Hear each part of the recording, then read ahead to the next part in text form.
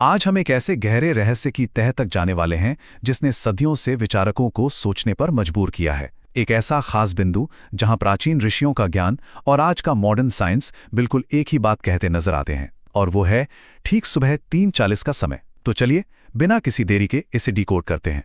प्राचीन भारतीय ग्रंथों में इस एग्जैक्ट टाइमिंग को ब्रह्म मुहूर्त कहा गया है। ये सिर्फ घड़ी का कोई रैंडम समय नहीं है, बल्कि एक ऐसा ट्रिगर है जो एक बहुत ही गहरा बायोलॉजिकल और स्पिरिचुअल बदलाव लाता है। ग्रंथों की माने तो इस समय जागने वाला इंसान फिर कभी साधारण नहीं रह सकता, वो कुछ और ही बन जाता है। तो आखिर इस सटीक समय में ऐसा क्या है जो इसे इतना ज्यादा पावरफुल बनाता है?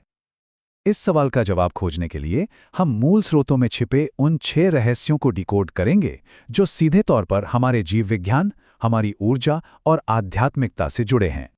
रहस्य नंबर 1 और 2, जहां हमारी बायोलॉजी और प्राचीन ज्ञान आपस में मिलते हैं। अब इस डेटा को देखिए, ये सच में हैरान करने वाला है।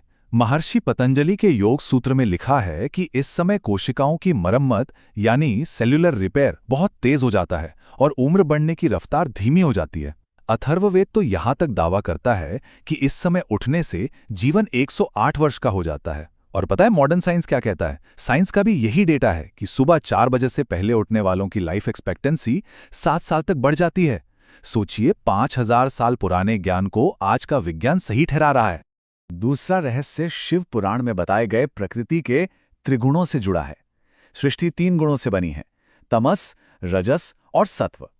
रात का समय तमस यानी आलस्य से भरा होता है, दोपहर रजस यानी बेचैनी और भागदौड़ वाली होती है, लेकिन सुबह 3:30 से 4 का ये समय ये पूरी तरह से सत्व के अधीन होता है, मतलब एकदम शुद्ध और शांत। इस सत्वावस्था में रहने का मतलब है अल्टीमेट मानसिक पवित्रता। मन बिल्कुल एक साफ आईने की तरह निर्मल हो जाता है, और यही वो स्थिरता है जो शरीर को अगले स्तर के जागरण के लिए पूरी तरह से तैयार कर देती है। चलिए बेसिक बायोलॉजी से थोड़ा आगे बढ़ते हैं और तीसरे और चौथे रहस्य की ओर चलते हैं जो हमारे चक्रों और आंतरिक ऊर्जा से जुड़े हैं। तंत्र शास्त्र, जिसे आज्ञा चक्र, शिव का स्थान या तीसरी आंख कहता है, आधुनिक जीव विज्ञान उसी को पीनियल ग्लैंड का नाम देता है। और विज्ञान ये साबित कर चुका है कि ठीक सुबह 3:40 पर इस ग्लैंड में मेलाटोनिन का प्रोडक्शन अपने पीक पर होता है।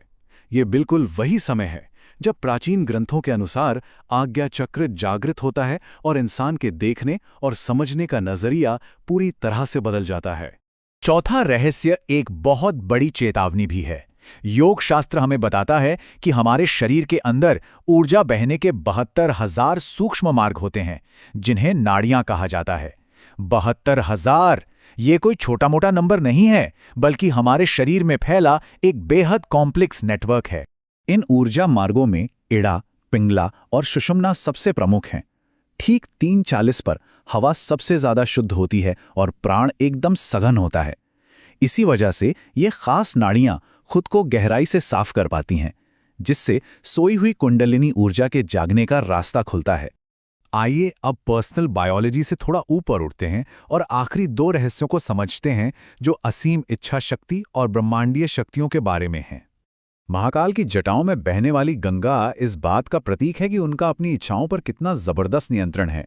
ठीक उसी तरह इंसान की विल पावर यानी इच्छा शक्ति सुबह 3:40 पर अपने एब्सोल्यूट पीक पर होती है।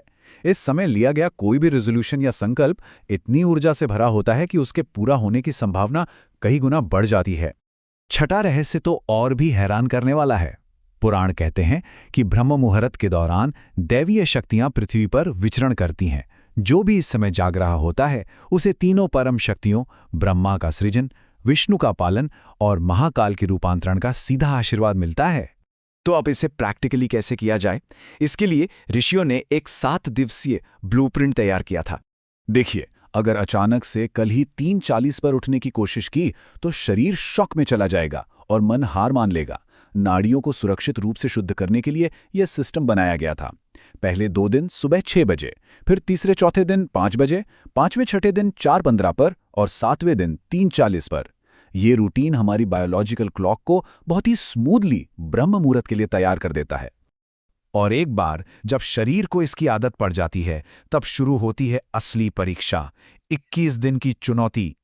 इस चुनौती को बिना किसी अलार्म क्लॉक के एक गहरी साधना की तरह करना होता है। लेकिन यहाँ एक बहुत बड़ा कैच है। नींद की ग्रेविटी यानी उसका आकर्षण इतना ज्यादा ताकतवर होता है कि इस सफर पर निकलने वाले 95% लोग अंततः हार मान लेते हैं। जी हाँ, 95%। ये रास्ता बिल्कुल भी आसान नहीं है।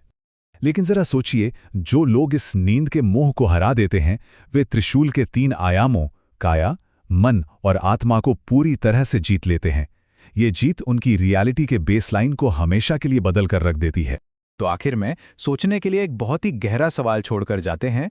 यदि प्राचीन शक्तियां इस समय पूरी सृष्टि की रक्षा और संचालन के लिए जागती हैं, तो कोई साधक सुबह 3:40 पर किस बड़े उद्देश्य के लिए जागेगा? क्या यह सिर्फ एक रूटीन है या खुद को पूरी तरह से बदलने का एक मौका? इस पर विचार जरूर कीजिएगा।